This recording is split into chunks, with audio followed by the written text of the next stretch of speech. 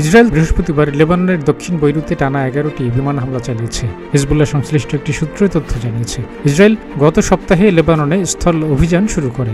এরপর থেকে এ পর্যন্ত এটি সবচেয়ে ভয়াবহ হামলা বলেও দাবি করেছে সূত্রটি। দক্ষিণ বৈরুত হিজবুল্লাহর শক্তিশালী ঘাঁটি হিসেবে পরিচিত।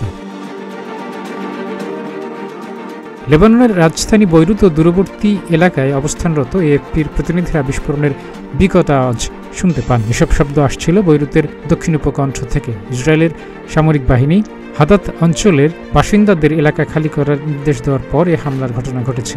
লেবাননের দক্ষিণাঞ্চলের উপকণ্ঠে 11 বার ধারাবাহিকভাবে বিমান হামলা চালিয়েছে ইসরায়েল। লেবাননের জাতীয় সংবাদ সংস্থা এনএনএ বলেছে এ পর্যন্ত টানা 10টির বেশি হামলার তথ্য নথিভুক্ত করা হয়েছে। লেবাননে ইসরায়েলের যুদ্ধ শুরুর পর এটি অন্যতম শক্তিশালী অভিযান। বৈরুতের বাইরে পাহাড়ি অঞ্চলগুলোতেও এই হামলার প্রভাব পড়েছে।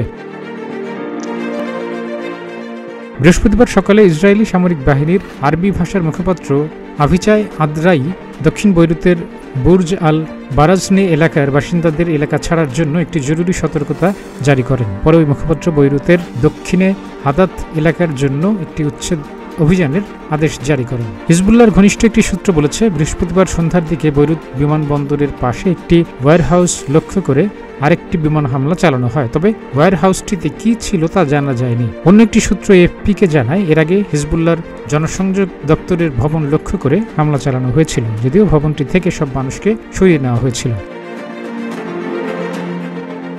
প্রায় 1 বছর ধরে লেবানন এবং ইসরায়েলের মধ্যকার সীমান্তে হিজবুল্লাহ ও ইসরায়েলি সেনাদের মধ্যে লড়াই চলছিল। চলতি সপ্তাহে দেশটিতে স্থল অভিযান শুরু করে ইসরায়েল। এর ফলে গাজা থেকে যুদ্ধ ছড়িয়ে পড়েছে লেবাননেও। এ সময় লেবাননে ইসরায়েলি হামলায় 1000-এর বেশি মানুষ নিহত হয়েছেন।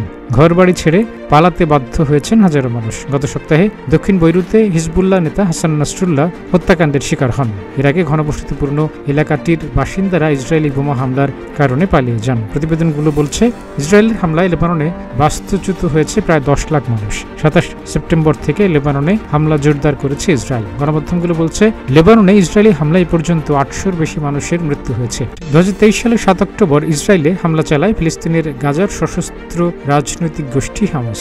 ওই হামলায় নিহত হয় অন্তত 1100 ইসরায়েলি। সে সময় ইসরায়েল থেকে 252 জনকে জিম্মি করে নিয়ে যায় হামাসের সদস্যরা। এর জবাবে পাল্টা হামলা শুরু করে ইসরায়েলের সশস্ত্র বাহিনী আইডিএফ। 8 অক্টোবর হামাসের সমর্থনে প্রতিবেশী লেবানন থেকে হিজবুল্লাহর সদস্যরা ইসরায়েলের বিরুদ্ধে হামলায় অংশ নেয়। হিজবুল্লাহ এবং হামাস দুই সংগঠনই ইরান সমর্থিত। ডেস্ক রিপোর্ট, প্রতিদিনের বাংলাদেশ।